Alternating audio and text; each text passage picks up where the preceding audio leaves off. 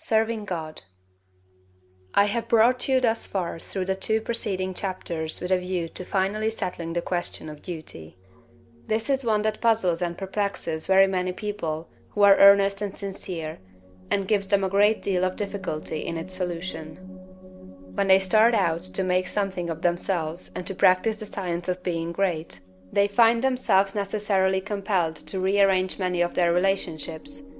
There are friends who perhaps must be alienated. There are relatives who misunderstand and who feel that they are in some way being slighted.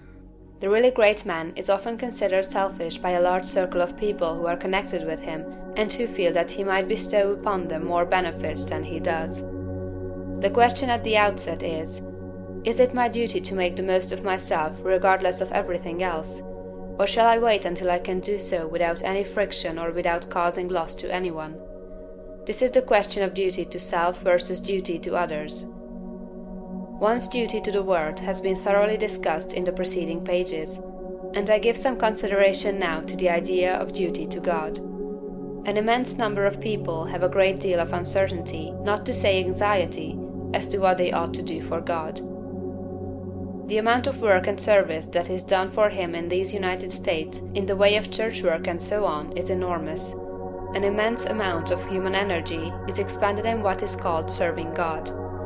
I propose to consider briefly what serving God is, and how a man may serve God best, and I think I shall be able to make plain that the conventional idea as to what constitutes service to God is all wrong. When Moses went down into Egypt to bring out the Hebrews from bondage, his demand upon Pharaoh, in the name of the deity, was, "Let the people go that they may serve me."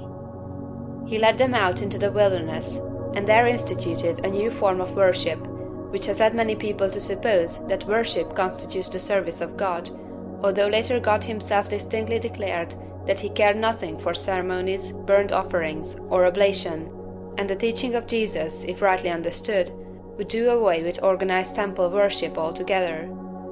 God does not lack anything that man may do for Him with their hands or bodies or voices. St. Paul points out that man can do nothing for God does not need anything.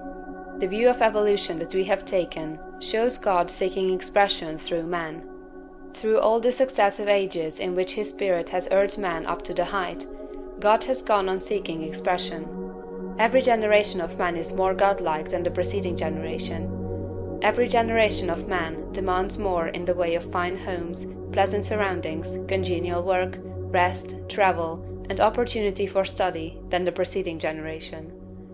I have heard some short-sighted economists argue that the working people of today ought surely to be fully contented because their condition is so much better than that of the working man 200 years ago, who slept in a windowless hut on a floor covered with rushes in company with his pigs.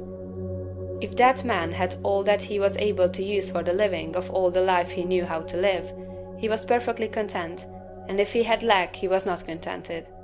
The man of today has a comfortable home and very many things, indeed, that were unknown a short period back in the past, and if he has all that he can use for the living of all the life he can imagine, he will be content. But he is not content. God has lifted the race so far that any common man can picture a better and more desirable life than he is able to live under existing conditions.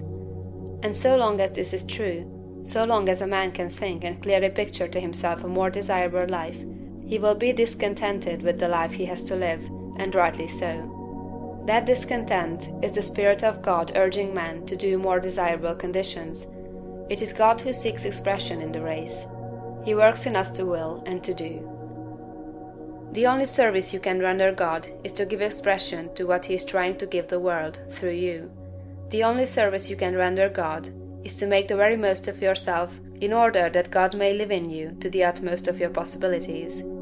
In a former work of this series, The Science of Getting Rich, I refer to the little boy at the piano, the music in whose soul could not find expression through his untrained hands. This is a good illustration of the way the Spirit of God is over, about, around, and in all of us, seeking to do great things with us, so soon as we will train our hands and feet, our minds, brains, and bodies to do His service.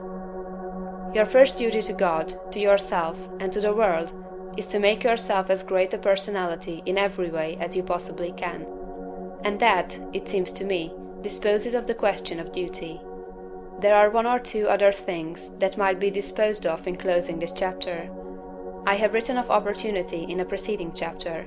I have said, in a general way, that it is within the power of every man to become great, just as in the science of getting rich, I declare that it is within the power of every man to become rich. But these sweeping generalizations need qualifying. There are men who have such materialistic minds that they are absolutely incapable of comprehending the philosophy set forth in these books. There is a great mass of men and women who have lived and worked until they are practically incapable of thought along these lines, and they cannot receive the message. Something may be done for them by demonstration, that is, by living the life before them. But that is the only way they can be aroused. The world needs demonstration more than it needs teaching. For this mass of people, our duty is to become as great in personality as possible, in order that they may see and desire to do likewise. It is our duty to make ourselves great for their sakes, so that we may help prepare the world, that the next generation shall have better conditions for thought. One other point.